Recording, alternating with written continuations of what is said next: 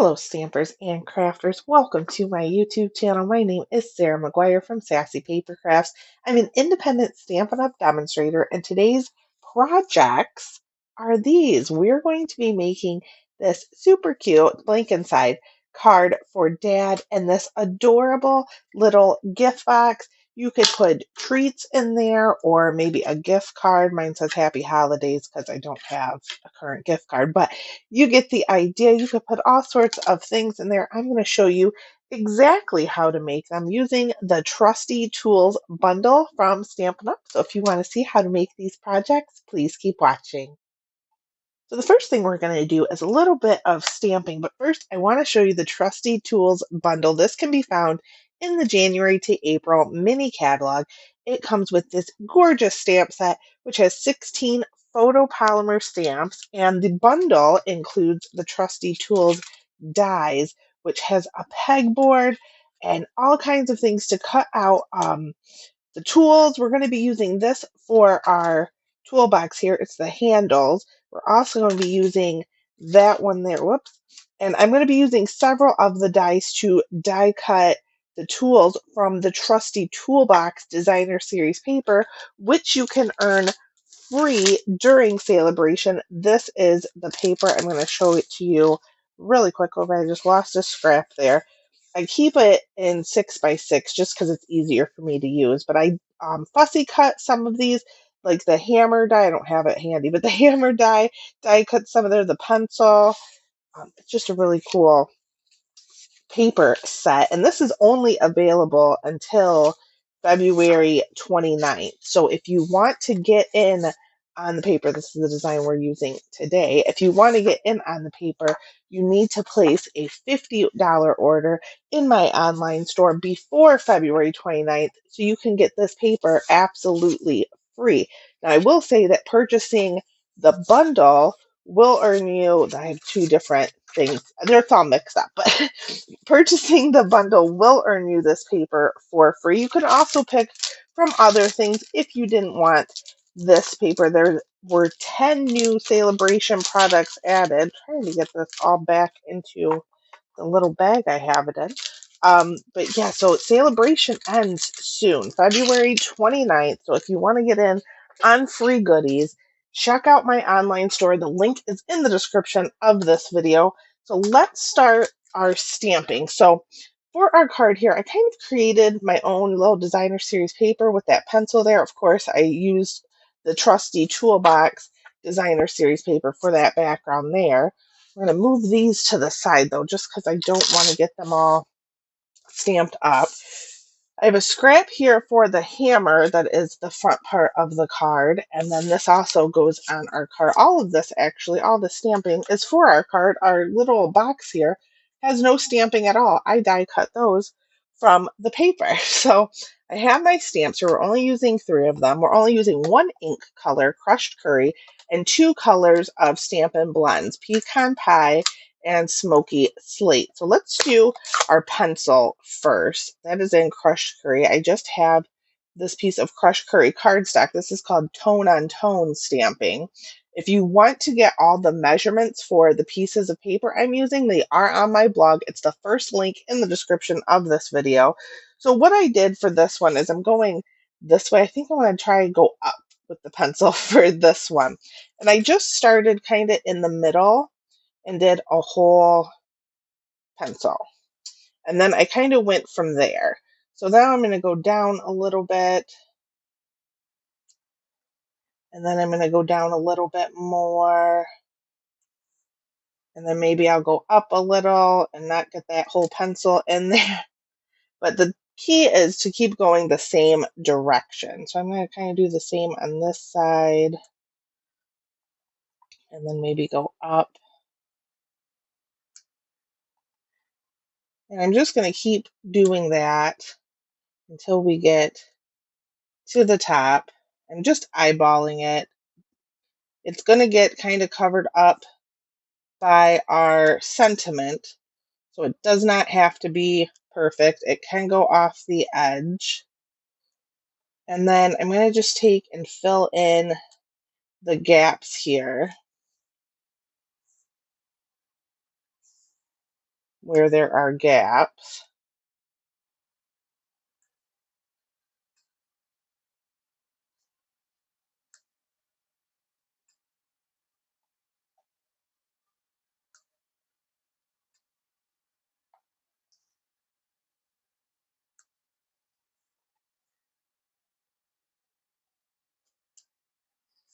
So that looks good to me. So that is done. The pencil part is done. I'm going to take Dad now and this piece of basic white. I like lining it up with my grid paper. Ink that up really good in the crushed curry. And then just kind of center it on that piece of cardstock. I'm not pushing super hard, but I want to make sure that it's all fully covered there. And then, oh, we are going to use Memento ink. I forgot to add that in the supply list. This is for our Stampin' Blends. Now, this part is entirely optional. You could use crushed curry and do like a tone on tone thing. I like using the Memento when I'm working with Stampin' Blends. It doesn't really bleed as easy. It's perfect for using with the Stampin' Blends. Stampin' Blends are alcohol-based markers, and our colored inks are water-based. So this ink pad it's a dye ink. So it's not water based, it's not alcohol based, it's a dye ink. So once it soaks into the paper, it's in there. So I'm just going to give that one quick second. I'll move my stamps out of the way. And then we can start with the light pumpkin pie. Now blends come in a combo pack. So you get a light color and a dark color. I like to start with the lighter colors first. You can always make your whatever you're coloring darker. It's really hard. I mean, you can do it. We do have a color lifter, but it's really hard to make them lighter. So I always start light first and then go darker. So that is light pumpkin pie. Then I'm going to go in with light smoky slate. My smoky slate, I think these were one of the first ones I purchased. So I'm going to need a new one soon. And now you can see I'm leaving a little bit of white, and that's on purpose. That's because I'm going to go in with the dark smoky slate here in a minute, but I'm going to use the dark pumpkin pie and just kind of go along this left edge of the hammer and up top a little bit. I like to give these a second or two in between just to dry. They dry very fast. They are alcohol based, so they soak right up into the paper super fast. They do bleed through, so I like to put them on a piece of grid paper. You can use scrap paper if you don't have grid paper. I'm going in with the dark smoky slate, and I'm just getting those spots that I missed. And I'm actually kind of going in where it's already kind of shaded in for me.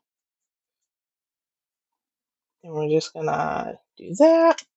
Then we'll go back over the handle with the light pecan pie, and this is where the blends part comes in. So I'm kind of blending that light and dark together so there isn't like a huge line where you can see, oh, she blended them right here.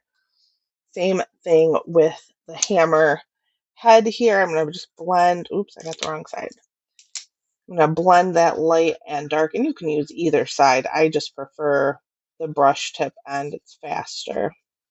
And I'm not going to go over the bottom part of the hammer again. I do want to kind of leave that a bit lighter just to give it a little bit of depth dimension there. And that is it.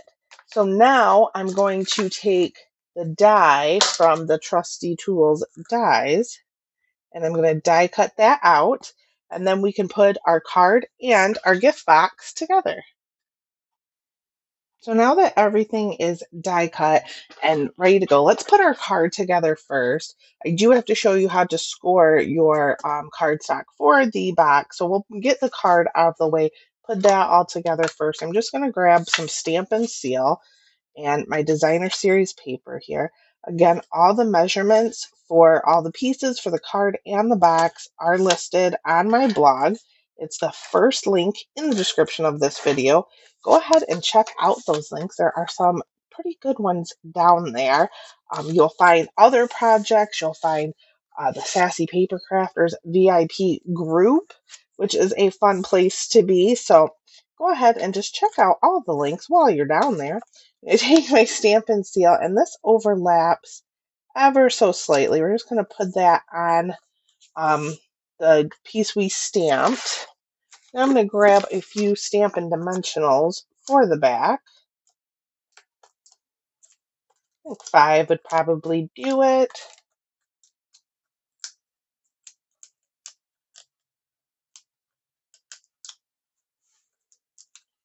And then we can put this on our card right in the center. Don't forget a piece for the inside. Of course, if you wanted to leave it and just write on that crushed curry card base, you could. I always like putting a panel on the inside. I just think it looks nicer. And we can take a few Stampin' Dimensionals, or if you have them, mini dimensionals to our hammer there. You can always take your regular Stampin' Dimensionals and just cut them if you don't have the mini ones. I do like having both sizes on hand. They're very handy. And then I'm just going to take and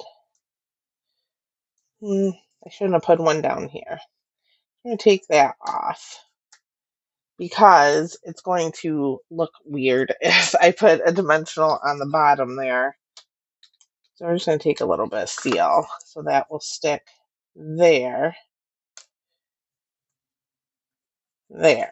And that can stick to our card. And then to finish it, I have some of these rustic metallic adhesive back dots and my Take Your Pick tool. I'm just going to grab a couple of those and place them randomly. I just thought they really popped against this crushed curry background. I really like how they look. Of course, you can use whatever you have on hand, but I thought these look nice and they were quite masculine, so I liked that as well. Put that one up here. So that is our card finished.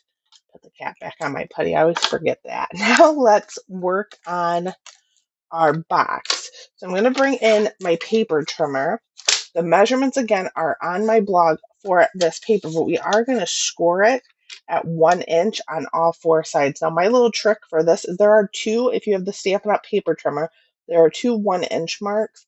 For me, it's easier to use the one on the right. So I just line that up at 1 inch. Make sure my cutting blade is at the top, and then I take my scoring blade, and we're just going to score that at 1 inch on all 4 sides. And I actually cased the idea for this box from the catalog. They made a cute little box, and there we get little sample recipes. It's just one of those perks of being a demonstrator. So I found that, thought it was super cute. Before I cut, I'm going to burnish these lines.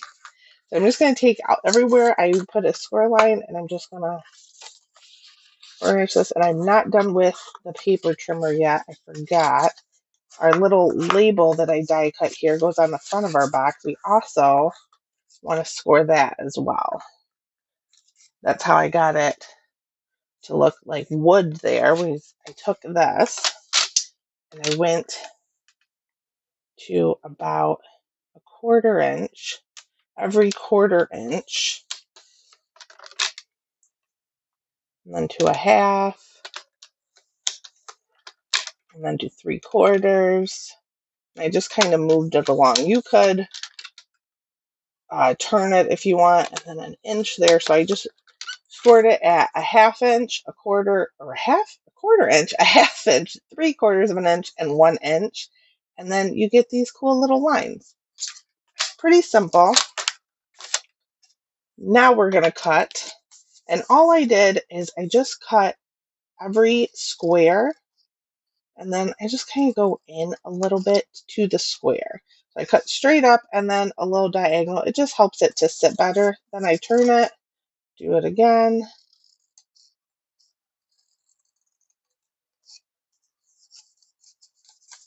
Now we're going to go on this side, same thing, cut straight up, and then take a little bit off of there.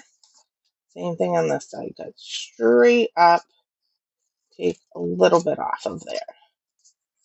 So now your box should look like this. You should have panels that come apart like that, and then it should fold right up. So let me get that out of the way. Now for this part, you can use tear and tape. I'm going to use Seal Plus. I just recommend a decently strong adhesive, especially if you're putting things like candies or anything that's on the heavier side in there. I feel like a gift card, you'll probably be okay with even just regular seal. And sometimes this happens with the Seal Plus, and it drives me absolutely insane where it sticks to the cardstock, like it takes the first layer of cardstock off. Drives me nuts.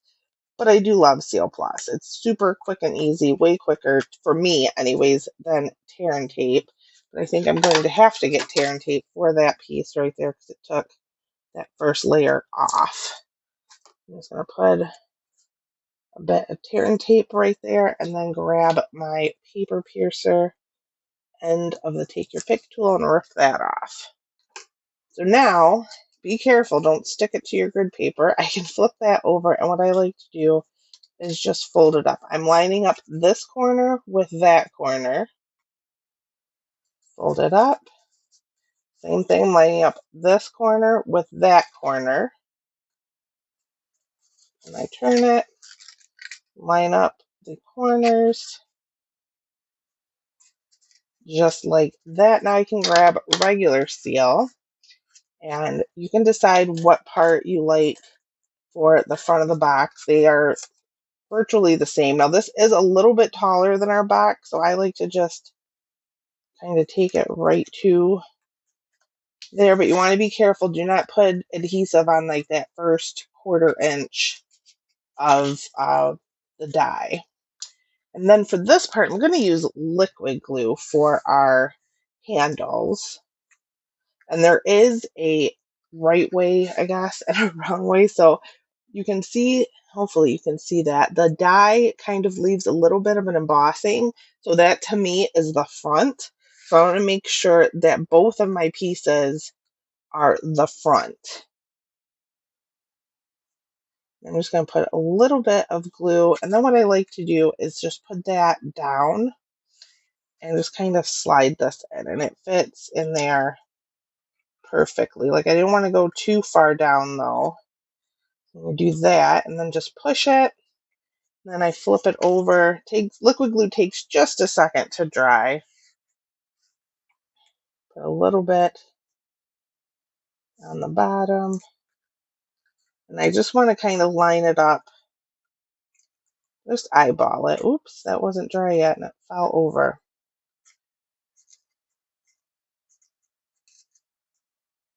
Sometimes you have to hold it for just a second. That one's going to fall too. Liquid glue, like I said, takes a little bit longer. That's a little too low. I'm going to redo that one. That one too. They kind of fell down and I wasn't paying attention. So we're going to do this one more time and we'll wait this time. So I'm going to put that back in there. I want it to come up a little. Make sure it's even. There. And then we'll hold it.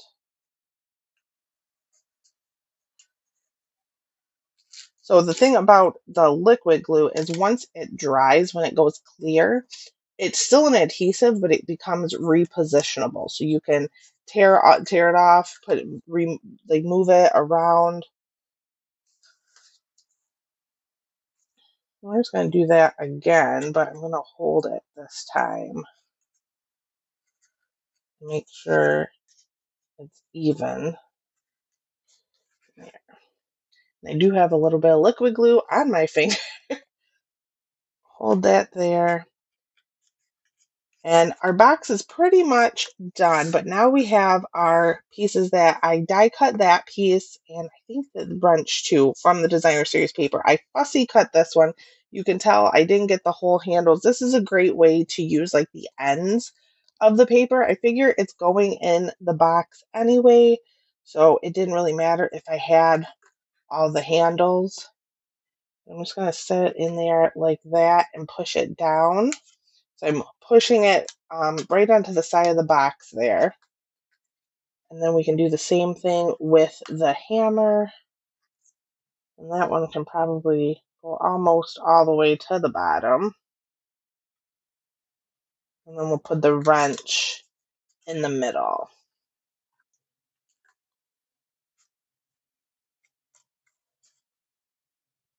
And now for the sample box, I did die cut like just the drill part. I didn't do the bit, but there's a little piece and it kind of creates this fold like that. So I thought it'd be cute over the handle.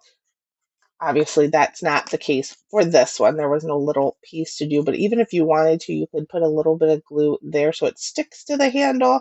I'm going to leave it just as is, but this is our project. So this is the ones we created just now, and here is the sample I made. So I hope you enjoyed this project, and you could switch out these sentiments. You could do a thank you to maybe a handy person that comes over to your house, works on things. I just think this is super cute. Like I said, the gift card, it's a holiday one, but it fits in there just so perfectly, just like that, and fits in there. It'd be great to give to whoever, maybe somebody that comes over, works on your house, dads, brothers, sisters, aunts, uncles, whoever. I'd like to thank you so much for watching. If you like this video, please give it a thumbs up and subscribe to my channel to see more cards and crafts from me. Again, thank you so much for watching, and I will see you next time.